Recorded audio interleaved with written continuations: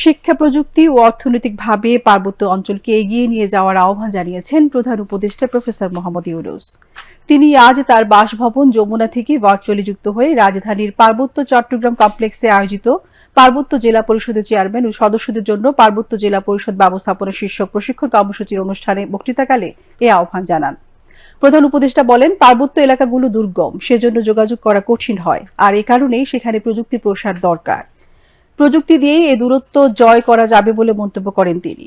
পার্বত্য জেলাগুলোর অনেক পরিবর্তন হয়েছে উল্লেখ করে প্রধান উপদেষ্টা বলেন, এখানে যারা বসবাস করে তারা সবচেয়ে প্রাকৃতিক সৌন্দর্যের মধ্যে থাকতে পারে।